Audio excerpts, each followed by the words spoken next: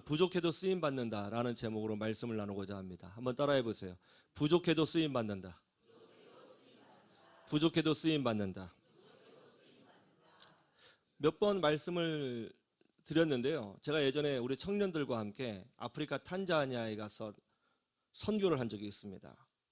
그때 우리는 아프리카 원주민들을 모으기 위해서 여러 가지를 준비했는데요. 특별히 아프리카 사람들이 그 영화를 볼 기회가 없지 않겠나 싶어서 영화 상영을 준비했었어요. 그래서 아프리카 그 황야에 이제 발전기를 통해서 노트북과 프로젝터를 구동을 하고 나무 사이에 흰천을 여러 번 겹쳐서 이제 영화를 보여주게 되었습니다. 그리고 이제 부족과 부족 사이를 찾아다니면서 투나잇 시네마 그래가지고 알려줬어요. 이제 간단한 영어를 할 수 있으니까 투나잇 시네마 있다 한 거죠. 아프리카도 큰 도시가 있고 마을이 있고 부족들만 사는 완전 꼴짝이, 뭐 산 꼴짝이 아닌데 뭐 광야죠. 여러분 뭐 TV 많이 보셨죠. 근데 우리가 있는 곳은 광야였어요. 그래서 부족하고 부족 사이를 찾아다니는데 걸어서 보통 2시간씩 걸어 다녀야 됩니다. 그래서 시네마 있다 이제 알려준 거죠. 거리가 멀다 보니까 사람들이 얼마나 올까 궁금했는데 저녁 때가 되니까 사람들이 오는데요. 깜짝 놀랐어요. 사람이 안 보여요. 까매가지고. 진짜 안 보입니다. 뭐가 오는데요. 사람이 오는 것 같은데 몇 명이 오는지 느낌이 안 와요. 흰자가 그렇게 보이고 이빨색이 너무 밝게 빛나더라고요. 그러면 네? 몇 명이 올까 나중에 다 모아봤더니 400명이 넘게 왔어요. 400명이요.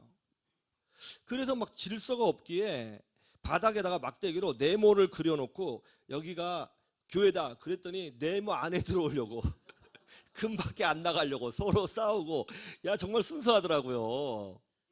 그래서 영화를 보여줬습니다. 얼마나 좋아하는지 몰라요. 그런데 그 다음 날이 됐더니 아침부터 사람들이 몰려오는 거예요. 계속 오는 거예요. 계속. 그래서 주일날에는 내일 예배가 있으니까 여기 와라. 여기 네모 금 거저 있는 데가 여기가 교회다. 그랬더니 그 안으로 진짜 오더라고요. 그 안으로 400여 명이 또 왔어요. 주일날 아침에. 그래서 그분들하고 함께 막 찬양도 가르쳐주고 찬양하고 같이 막 춤도 추면서 예배를 드렸습니다. 그런 이후 그런 일이 있은 이후 어떤 일이 벌어졌을까요? 우리 선교팀이 이제 귀국을 했어요. 한국으로 돌아갔는데요. 놀랍게도 그때 영화를 보고 함께 찬양했던 사람들이 날마다 그 자리에 와서 찬양을 하더라는 거예요. 그래가지고 현지 선교사님이 깜짝 놀래가지고 그 현지인 그 아프리카 사람이죠. 사역자를 그 지역에 파송을 했어요. 그래서 교회를 세웠어요. 그래서 교회가 처음 시작할 때부터 400여 명의 교회로 세워지게 됐어요. 그래서 선교사님이 기적이라는 거예요. 3주간 왔다 가는 청년들을 통해서 교회가 세워진다는 게 이거 정말 놀라운 기적이라는 거죠. 근데 그런 기적이 일어났어요. 여러분 우리 청년들이요 전문 선교사 아니에요. 전문 사역자 아닙니다. 그냥 3주간 왔다 가는 지나가는 단기 선교사였어요. 그런데 전문 선교사도 아니고 현지인 목회자도 아닌 그런 연약한 청년들을 통해서 하나님께서 한 지역에 교회를 세우셨다는 거예요. 하나님은 이렇게 부족한 사람들을 통해서 놀라운 일을 보여주실 때가 있는 것입니다. 이번에 우리 교회도 태국에 가는데 동일한 은혜가 있기를 간절히 소망합니다. 하나님은 부족한 우리를 통해서 어떤 일을 보여주실지 모르는 거예요. 오늘 성경에 나오는 인물이 사사 에훗입니다. 에훗은 두 번째 사사예요. 이스라엘 자손이 하나님을 버리고 우상을 섬겼습니다. 불순종했어요. 교만했습니다. 어떻게 됐어요? 그러자 하나님께서 이스라엘 백성을 모압 족속에게 넘기셨습니다. 그러자 이스라엘 백성이 모압의 노예가 되었다는 거예요. 여러분 하나님을 버리면 자유로워지는 것이 아니라 세상의 노예가 되고요. 마귀의 노예가 돼요. 하나님을 버리고 교만해지면 어떻게 되는 줄 아세요? 비굴한 인생이 돼요. 하나님을 버리고 자기 욕심대로 살면 어떻게 되는 줄 아세요? 잘 되는 것 같지만 절망의 자리로 낮아지게 되어져 있는 것입니다. 모압 왕 에글론이 이스라엘을 노예로 부렸어요. 그런데 그 학대가 얼마나 심한지 성경에 보니까 이스라엘 백성이 하나님께 기도했다라고 되지 않고 부르짖었다라고 되어 있어요. 부르짖은 게 뭐예요? 살려주세요! 한 거죠. 자신의 죄를 회개하고 하나님께 돌아와서 살려달라고 부르짖었어요. 그러자 하나님께서 이스라엘 백성의 기도를 응답하셨고 이스라엘 백성을 살리시기 위하여 에웃이라는 사람을 사사로 세우셨다는 거예요. 하나님께서 에웃에게 특별한 능력을 주셨습니다. 그러자 에웃이 모압 왕이 있는 곳까지 침투해서 이스라엘 백성을 괴롭힌 모압 왕을 죽였어요. 그리고 군사를 모아서 모압과 전쟁을 벌였고 승리했습니다. 그러자 이스라엘 백성이 자유를 누리게 되었다라고 한 것이 오늘 본문의 내용이에요. 그런데 오늘 성경을 보면 아주 특별한 것이 있어요. 그것이 뭐죠? 에웃이 왼손잡이라는 거예요. 혹시 여러분 중에 왼손잡이 있어요? 왼손잡이? 오늘 성경에 보면 에웃이 왼손잡이라는 것을 강조하고 있어요. 생각해 보세요. 어떤 사람이 왼손을 쓰느냐, 오른손을 쓰느냐, 그게 뭐가 그렇게 중요하겠어요? 그런데 성경은 별로 중요할 것 같지도 않은 그 왼손잡이라는 사실을 성경에 기록하고 있다는 것입니다. 왜 기록하고 있을까요? 왜 왼손잡이라는 사실을 강조하고 있을까요? 그것은 에웃이 이스라엘 사람들에게 놀림받는, 비웃음을 받는 사람이었다는 것을 강조하려고 그렇게 하는 거예요. 고대 이스라엘 사람들은 왼손잡이는 하나님께 인정받지 못한 사람이라고 믿었어요. 우리나라도 그래요. 우리나라도 옛날에는 왼손잡이를 별로 싫어했어요. 그래서 왼손으로 밥 먹으면 엄마가 오른손으로 해야지, 왼손으로 글씨대면 자로 탁 때리면 오른손, 손을 고쳤어요. 말도 그렇잖아요. 오르다, 오른쪽, 삐뚤어졌다, 왼쪽, 어감 자체도 옳다, 그르다 이렇게 돼 있지 않습니까? 그래서 어느 나라든지 왼손잡이를 그렇게 좋아하지는 않았어요. 특별히 이스라엘 백성들은 더 심했습니다. 왼손잡이는 태어날 때부터 영적으로 어떤 문제가 있으니까 왼손잡이가 된 거야. 하나님께 인정받지 못한 사람이야. 왼쪽은 안 돼. 그렇게 생각을 했어요. 찾아보세요. 성경에도 써 있어요. 전도서 10장 2절.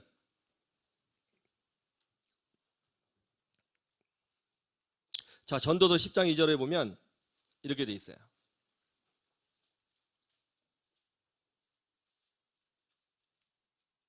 찾았어요? 전도서 10장 2절 한번 읽어보세요. 시작. 지혜자의 마음은 오른쪽에 있고 우매자의 마음은 어디에 있다고요? 왼쪽에 있느니라. 성경은 오른쪽을 지혜의 길이고 왼쪽을 우매자의 길이라고 이야기를 하고 있어요. 오른쪽은 정의로운 거예요. 하나님 함께 하세요. 지혜로운 사람이에요. 왼쪽은 잘못된 거예요. 삐뚤어진 거예요. 에웃은 왼손잡이였어요. 사람들은 왼손잡이 사사였던 에웃을 어떻게 생각했을까요? 그렇게 긍정적으로 보지 않았을 거예요. 그럼에도 불구하고 하나님 놀랍게도 오른손잡이가 굉장히 많이 있는데 왼손잡이였던 에웃을 특별히 불러서 사사로 사용하시고 그를 통해서 이스라엘 민족을 구원하셨다는 거예요. 왜 하필이면 오른손잡이가 그렇게 많은데 왼손잡이를 선택하셨냐 이거예요. 왜? 그리고 왜 성경은 왼손을 기록하고 있느냐 말이에요. 여러분, 이 세상은요 정말 똑똑한 사람 정말 많아요. 잘난 사람 정말 많아요. 부자도 많고요, 공부 잘하는 사람도 많고요, 싸움 잘하는 사람도 많고요, 달리기 잘하는 사람도 많고요, 권력 있는 사람도 있고요, 대단한 재능을 가진 사람들 많습니다.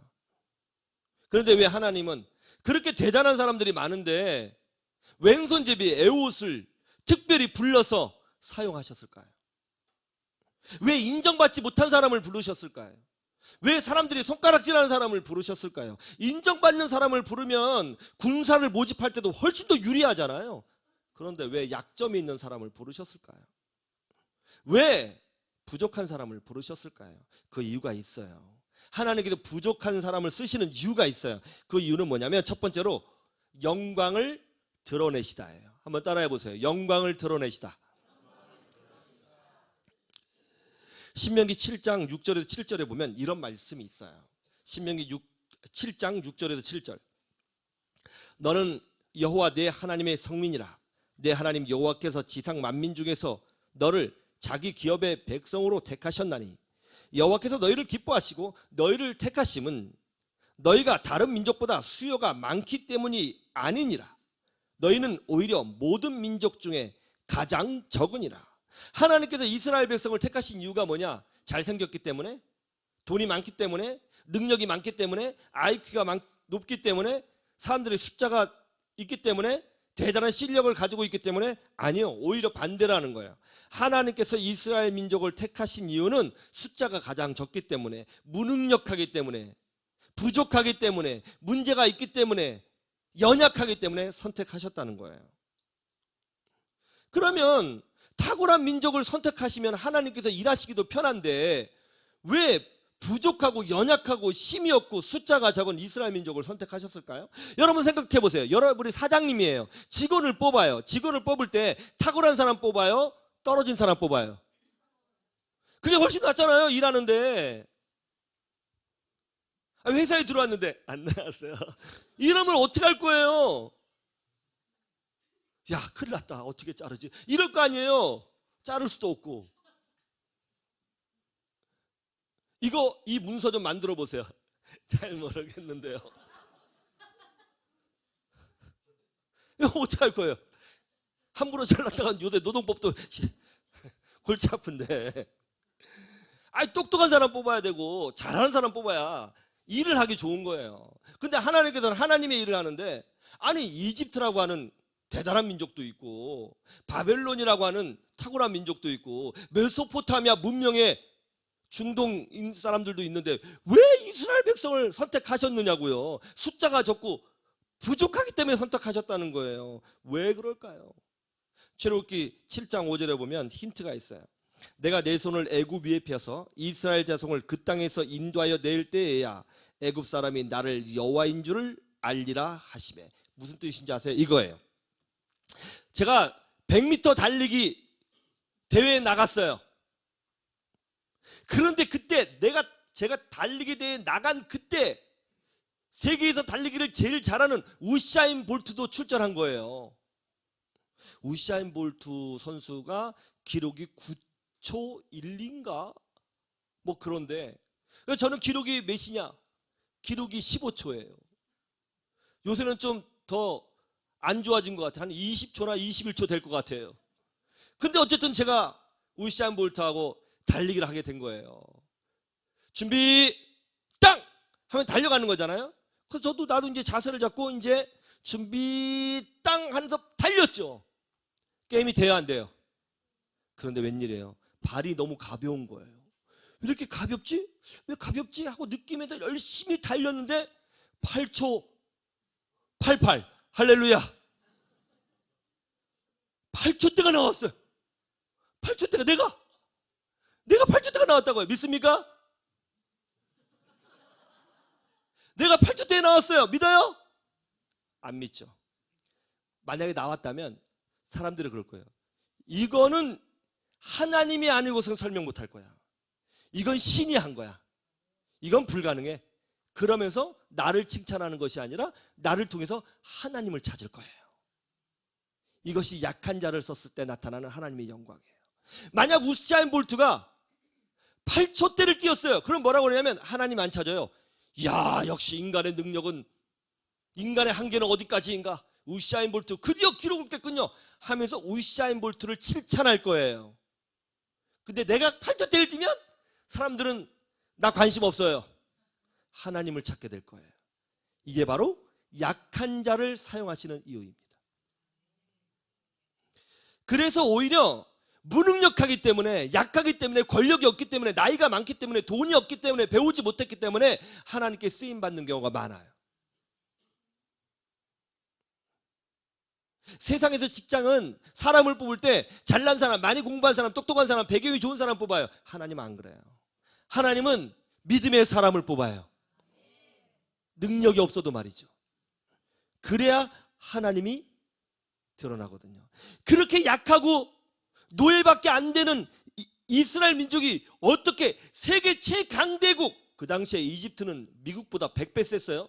세계 최강대국인 이집트를 꺾어버리고 탈출할 수 있었을까? 이스라엘 민족의 힘으로는 불가능하지. 하나님이 있었던 거야. 하나님이 저 민족과 함께 하신다.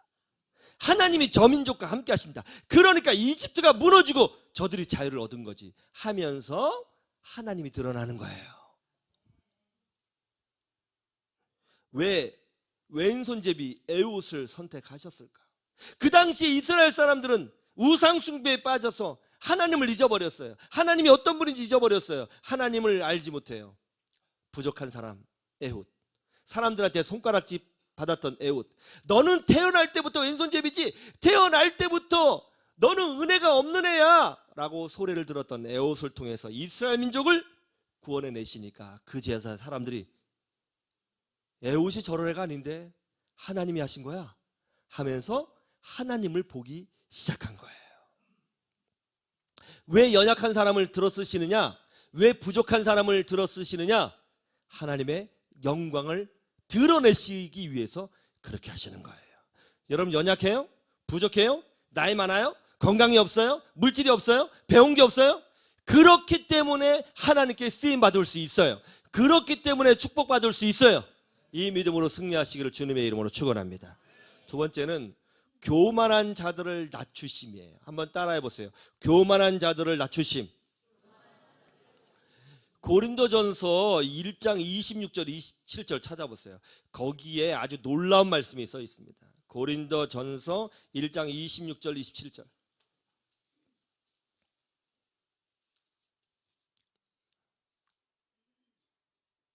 자, 예원이도 빨리 읽어봐요. 이렇게 하지 말고 다 보고 있어 니들.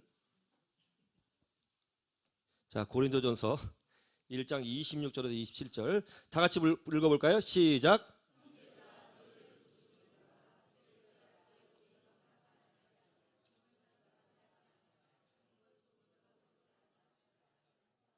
그러나 하나님께서 세상에 미련한 것들을 택하사 지혜 있는 자들을 부끄럽게 하려 하시고 세상에 약한 것들을 택하사 강한 것들을 부끄럽게 하려 하시며. 하나님이 왜 부족한 자를 사용하신다고요? 세상에서 잘 나가는 사람, 돈 많은 사람, 똑똑한 사람, 많이 배운 사람, 가문이 좋은 사람, 권력이 있는 사람, 대단한 사람들, 그 사람들을 부끄럽게 하려고 연약한 사람, 약한 사람 선택하신다는 거예요. 여러분 교만이 뭔지 아세요? 교만? 우리나라 사람들은 교만을 잘난 체 하는 것을 교만이라고 생각해요. 그건 한국 사람들이 질투심이 많아서 그런 거예요. 나 이뻐 그러면 교만한, 그렇게 생각해요. 이번에 우리 아들이 K대 들어갔잖아. K대. 잘난 체. K대 몰라 군대. 이러면서. 그죠? 교만은요 잘난 체 하는 게 아니에요. 교만은 뭐냐면 하나님을 무시하는 행위가 교만이에요. 하나님을 무시하는 거예요. 나 하나님 없어도 잘 살 수 있어. 나 하나님 없어도 내 자식 잘 키울 수 있어. 굳이 교회 가르침 받아야 돼? 내가 내 자식 잘 키울 수 있는데? 난 하나님 없어도 잘 먹고 잘 살아. 나 특별히 성경 없어도 지금까지 사는데 지장 없었어. 요런 게 교만이에요. 그래서 하나님은 저들의 교만을 꺾으시기 위하여 부족한 사람들을 사용하신다는 거예요. 놀라운 비밀을 알려줄게요. 우리 선교팀 이번에 단기 선교하는 선교팀의 특별한 비밀이에요. 사실은 말하지 말라고 어저께부터 많은 분들이 걱정하고 금식하고 그랬는데 제가 말해드릴게요. 우리 선교팀은 배 안 타고 비행기 타고 갑니다. 배 안 타고 비행기 타고 간다고요. 그게 비밀이에요. 비행기 타고 가요. 믿습니까? 뭔 소리야 저게. 그죠? 비행기를 타고 가요. 여러분 배를 타고 가면 태국 가면 얼마나 걸릴까요? 여기서 배 타고 가면 얼마나 걸려요? 제가 잘 모르니까요. 혹시 여러분 중에 저를 위해서 헌신하셔서 배를 한번 꼭 타시고 그 시간을 알려주시면 좋겠어요. 그 배멀미 상태와 배 위생 상태와 그리고 가능하면 태풍이 불 때 한번 타주세요. 그래서 한번 알려주면 좋겠어요. 언제 가겠어요? 비행기를 타야 가죠. 그죠? 비행기 타면은 5시간 30분이면 갈 수 있어요. 근데 더 빨리 갈 수도 있는데 이제 여러 가지 이유로 시간을 맞춰 간다고 그래요. 5시간 30분 정도면 갈 수 있어요.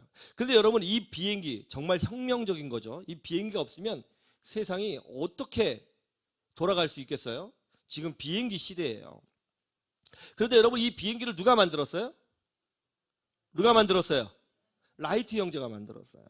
여러분, 라이트 형제는 목사님의 아들이라는 거 아세요? 둘 다 목사님의 아들이에요. 그런데 놀라운 게 뭐냐면 라이트 형제 중에 두 형제 중에 한 명은 고등학교 중퇴, 한 명은 고등학교를 겨우 졸업했어요. 그래서 직장이 없어가지고 자전거를 팔았어요. 자전거 팔기도 하고 고치기도 하고, 자전거 수리공이죠. 근데 이 자전거를 만들다가 이 라이트 형제가 하늘을 나는 비행기를 만들어 볼까 그런 생각을 했어요. 그러자 사람들이 비웃었어요. 그리고 막 화까지 내고요. 그리고 사람들이 무시했어요. 왜냐하면 그때 당시에 라이트 형제가 비행기를 만들어 볼까라고 생각했던 그 당시에 독일의 오토 릴리엔탈이라고 하는 유명한 공학자가 비행기를 만들고 있었거든요. 그런데 이 비행기를 만들려고 노력하다가 본인이 만든 비행기를 타고 시험하던 중에 떨어져 죽었어요. 그리고 셰뮤얼 랭글리라고 하는 하버드 대학교 물리학을 전공한 하버드의 최고의 천재였던 그 친구도 그 시대에 비행기를 만들려고 했어요. 그것도 미국 정부의 자금을 지원받아서 엄청난 돈을 가지고 비행기를 만들려고 했는데요. 못 만들었어요. 영국의 기계공학자인 퍼시 필처도 비행기를 만들려고 엄청 노력했고요. 사람들한테 펀드를 일으켜가지고 엄청난 돈으로 비행기를 공부하고 연구하고 만들려고 했습니다. 그러다가 자기가 만든 비행기구를 타고 실험하다가 떨어져 죽었어요. 그 사람도. 프랑스에서도 만들려고 했고요. 전 세계 유명한 학자들이, 대학교 교수들이, 박사들이, 공학자들이 비행기를 만들려고 했어요. 다 못 만들었어요. 그런데 고등학교 중퇴 나온 애가 자전거 고치다가 하늘을 보고 야, 나도 날고 싶다, 비행기 만들고 싶다 하면 비행기 만들어져요? 말 같지도 않은 소리죠. 일단 학벌이 안 되잖아요. 학벌이. 수학이나 제대로 할 수 있을까? 다 비웃은 거예요. 아니, 학자도 공학자도 모두 실패한 것을 고등학교 중퇴에 자전거 파는 니들이 비행기를 만든다고? 미쳤어? 혹시 니들 목사 아들이라고 하는데 뭐 하나님이 도우신다 뭐 그런 거 아니지? 정신 차려 이 친구들아, 자전거나 제대로 팔아 라고 한 거죠. 아무도 관심을 두지 않았어요. 어떻게 됐어요? 라이트 형제는요, 아버지한테 배운 게 있어요. 이 세상은 하나님이 창조하셨고 마구제비를 창조하신 것이 아니라 질서와 원칙과 원리를 가지고 창조하셨다고 배웠어요. 그래서 거기에 집중했어요. 하늘을 나는 새들을 연구했어요. 그리고 기도하면서 비행기를 만들었어요. 그리고 사람들한테 알렸어요. 우리들 비행기 만들었으니까 와서 한번 구경해 보세요. 기자들을 초청했어요. 아무도 안 왔어요. 결국 몇몇 동네 사람들과 라이트 형제가 1903년 12월 7일 첫 번째 비행을 시도했습니다.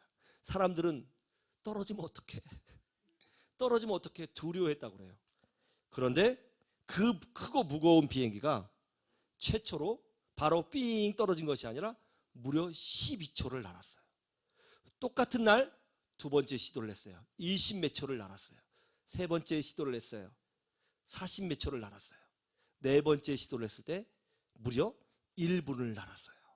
비행기에서 1분은요 굉장한 거예요. 이게 바로 세계 최초로 비행기가 탄생하는 순간이었어요. 어떻게 되었을까요? 그동안 신앙을 비웃던 많은 사람들이 다 조용해졌어요. 그리고 많은 그리스도인들이 저들에게 지혜를 주신 하나님을 찬양하기 시작했어요. 이것이 바로 우리가 타고 있는 비행기의 역사적 사실인 것입니다. 하나님이 이렇게 일하신다는 것을 믿으시기를 주님의 이름으로 축원합니다. 세 번째, 조건이 아니라 마음의 중심이에요. 따라해 보세요. 조건이 아니라 마음의 중심. 하나님이 그렇게 부족하고 천박한 다윗을 선택한 이유가 뭐예요? 마음의 중심을 보셨기 때문이에요.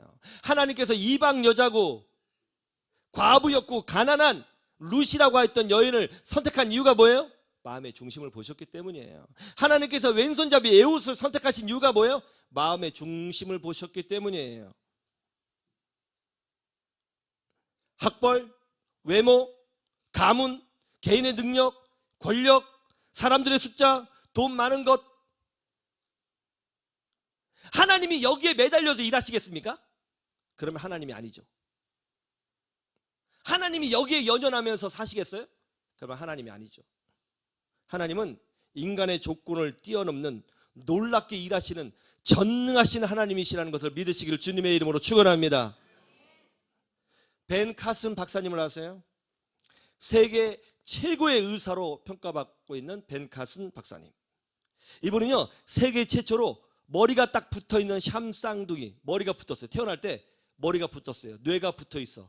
이 샴쌍둥이 분리하는데 분리 수술을 최초로 시도했고 최초로 성공해서 이 쌍둥이 둘 다 건강하게 살도록 하는데 성공한 유일한 사람이었어요. 이 벤 카슨은요, 아주 가난한 흑인 가정에서 태어났습니다. 엄마가 14살 때 결혼했어요. 애를 낳은 거예요. 그러다 아빠가 엄마를 버리고 다른 여자한테 갔어요. 엄마는 어린 나이에 애를 키운 거예요. 잘 살았겠어요? 못 살았겠어요? 어렵게 살았죠. 이 벤 카슨이요, 교육을 제대로 못 받아가지고 학교에서 공부를 하는데 항상 1등 했어요. 뒤에서. 전교 꼴등. 진짜 완전 전교 꼴등. F 계속 F. 그래서 엄마가 그거 보고 너무 속상한 거예요. 그래서 엄마가 이 벤 카슨을 데리고 무조건 도서관에 집어넣은 거예요. 동네 도서관에 가서 또 책이라도 읽어라. 거기에 반항심이 생겨가지고 내가 왜 공부해야 돼? 그 뛰쳐나고 막 폭력질하고 싸우고 그랬어요. 그러다 하루는 이제 친구랑 노는데 친구가 좀 괴롭힌 거예요. 짜증나게 했어요. 그럼 화가 나요, 안 나요? 화나죠. 욱하는 성격에 주머니에서 칼을 꺼내가지고 그 친구의 배를 팍 찔러버렸어요. 근데 친구의 배를 찔렀는데 기적이 일어났어요. 자기도 모르게 찔른 건데, 흥분에 찔렀는데 그 칼이 찔렸는데 똑 부러졌고 애는 멀쩡한 거예요. 찔린 애도 너무 놀랬고 찌른 벤 카슨도 너무 놀란 거예요. 너무 무서워서 집으로 도망갔어요. 그리고 이불을 뒤집어 쓰고 기도했어요. 하나님, 제가 잘못했습니다. 하나님, 제가 잘못했습니다. 하나님, 저 좀 살려주세요. 용서해 주세요. 어머니는 신앙이 좋은 분이었어요. 정말 교회에서 사는 분이었어요. 지금도 여러분 찾아보면 벤 카슨의 어머니는 예수님 얘기밖에 안 해요. 그분의 아들을 안고 하나님 너와 함께 하시니까 걱정하지 말아라. 위로해 줬어요. 그때부터 정신 차리고 공부했어요. 그리고 아주 유명한 존스 홉킨스 유니버시티의 의대에 진학하게 되었습니다. 이 뇌 분야에 이제 전공 일을 하는데 정말 좋은 성과를 많이 냈어요. 그럴 때 이제 샴쌍둥이, 뇌가 붙어 있어요. 태어날 때 머리가 붙어 있어요. 붙어 있는 이 아이를 어떻게 분리해서 성공할 수 있느냐. 이제 그 숙제가 있는데 이제 수술을 하려고 그러는데요. 이 아기들은 몸에 혈액량이, 피의 양이 적잖아요. 그래서 수술을 하다 보면 피를 많이 흘리게 되면 애가 금방 죽는다는 거예요. 성인보다 혈액량이 너무 적기 때문에. 그렇다고 수혈을 할 수 있는 것도 아니고요. 근데 그 문제를 해결하지 못하는 거예요. 이 뇌 같은 경우는 피를 많이 흘린다고 그래요. 그래서 뇌 수술을 하는 경우는 거의 죽는데요. 그래서 수술을 못하고 있었어요. 수술을 못해요. 근데 사람들이 벤 카슨 포기하나 막 언론에도 나오고 그랬어요. 그 때문에 걱정이 돼서 기도했어요. 하나님 앞에. 하나님, 도무지 이 아이를 살려낼 자신이 없습니다. 아무도 해보지 않은 거 내가 해야 되는데 자신이 없습니다. 이분이 또 흑인이잖아요. 옛날에 인종차별도 있었잖아요. 예? 그래서 막 두렵고 떨린 마음으로 기도하는데 하나님께서 놀라운 환상을 보여주셨어요. 뭐냐면 수도꼭지를 보여주셨는데, 여러분 하나님은 정말 놀라워요. 수도꼭지를 보여주셨는데 수도꼭지를 딱 잠그니까 물이 딱 잠기는 걸 보여줬어요. 근데 우리는 그게 뭔지 모르죠. 근데 벤 카슨은 알아들었어요. 심장을 뛰지 않게 하고 수술하는 법을 찾아냈어요. 그래서 아기는 심장이 1시간 동안 뛰지 않아도 살 수 있대요. 그래서 심장을 죽여놓고 심장이 죽으면 혈액순환 안 되고 피를 적게 흘리게 될 것이고, 그럼 그 1시간 안에 수술을 후다닥 끝내버리면 가능하다, 논리적으로는. 그래서 1시간에 혈관을 다 꼬매고 이거 다 해야 되잖아요. 연습을 계속했어요. 연습을 1시간 안에 해야 되기 때문에. 그리고 결국은 아기들의 심장, 2명의 아이의 심장을 죽여놓고 수술을 1시간에 끝내고 다시 심장을 뛰게 해서 봉합해서 2 아이를 살려냈어요. 세계 최초였습니다. 유명하죠. 그래서 사람들이, 언론사 기자들이 막 몰려왔어요. 벤 카슨 박사님한테. 어떻게 한 거냐? 벤 카슨 박사님의 첫 번째 답변, 하나님이 하신 겁니다. 지금도 굉장히 존경받는 흑인계 의사로 인정받고 있습니다. 여러분, 부족한 자도 쓰임받을 수 있습니다. 하나님을 사랑한다면, 그 마음의 중심이 하나님께 있다면, 참된 믿음이 있다면, 비전이 있다면, 하나님은 지식이 부족해도, 학벌이 부족해도, 가문이 열악해도, 능력이 부족해도 하나님은 그 사람을 통해서 하나님의 일을 드러내 보여주시는 거예요. 마치 왼손잡이 에웃이 쓰임 받았듯이 말이죠. 오늘도 그런 일이 계속 벌어지고 있는 것입니다. 여러분, 부족해도 쓰임 받을 수 있습니다. 이 믿음으로 하나님의 영광을 드러내는 주의 백성들이 되시기를 주님의 이름으로 축원합니다. 축원합니다.